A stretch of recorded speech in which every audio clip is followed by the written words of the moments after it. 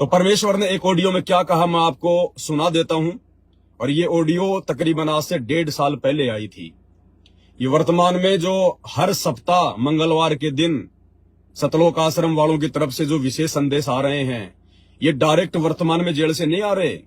ये ऑडियो आज से 1.5 साल पहले आ चुकी हैं, जब नामदान सेंटरों पे जा जाके लोग सुना करते थे सुबह 4 बजे 5 बजे, और हम सत्सेवक नहीं जाया करते थे।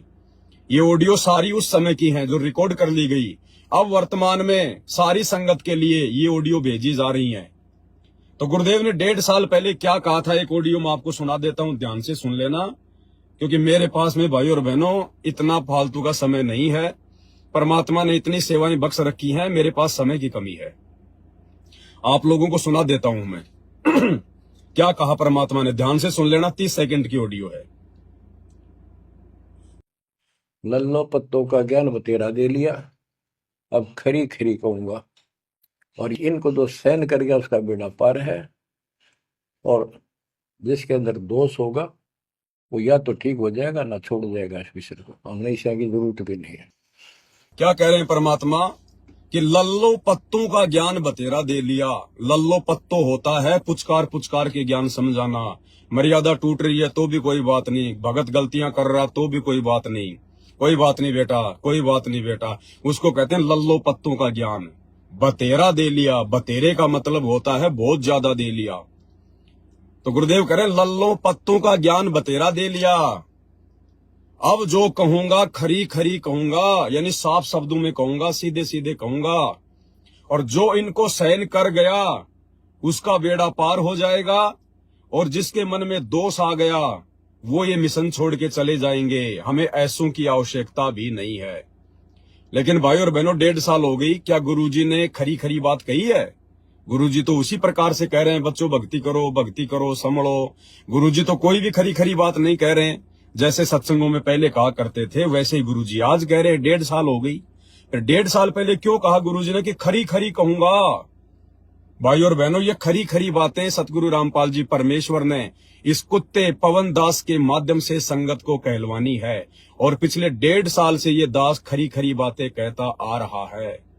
खरी खरी बात पिछले 1.5 साल के अंदर ही हम लोगों ने रजोगुण के संदेश दिए हैं कि भैया जिनकी रमणी हो चुकी है, जिनके बच्चे हो चुके हैं, अब वो रजोगुण से दूर हो जाएं, शारीरिक संबंधों से दूर हो जाएं, अन्यथा परमात्मा नहीं मिलेगा। ये मत सोचना कि परमात्मा ऐसे चलता रहेगा इस गंदगी के साथ में। ये खरी खरी बात परमात्मा ने इस दास के माध्यम से संगत में संदेशा दिलवाया।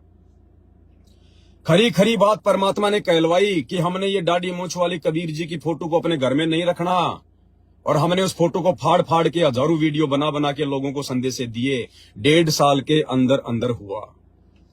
हमने अपने गुरुदेव भगवान का ही जयकारा लगाना, किसी और का जयकारा नहीं लगाना। ये खरी खरी बात परमात्मा ने 1.5 साल के अंदर अंदर ही संदेशा दिलवाया है।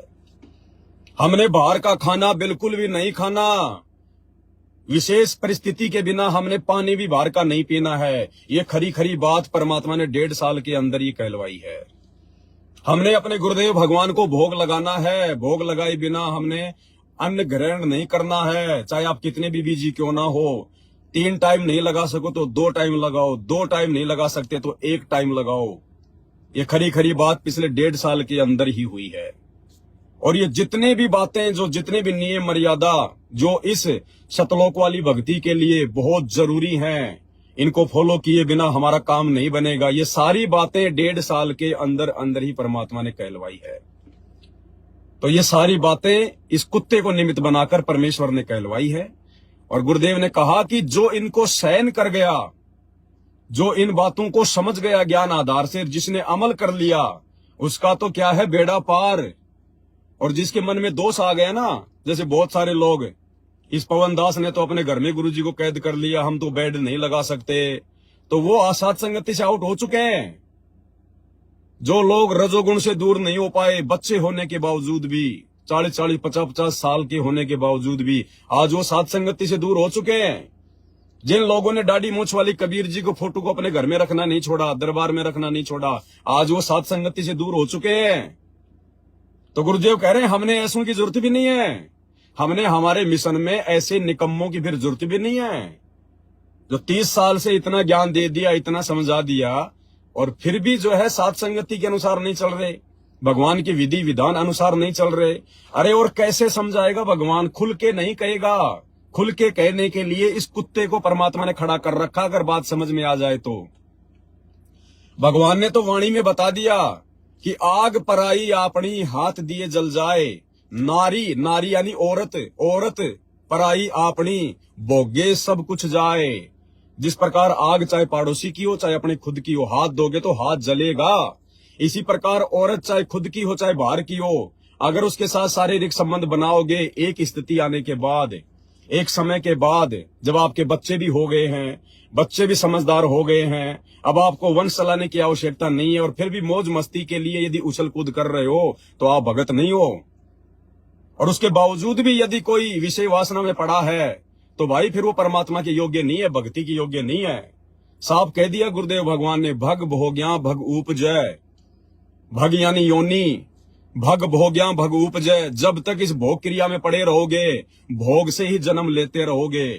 भग भोग्या भग उपजय, भग से बचा न कोई, और जय कोई भग से बचे, भगत कहावे सोई।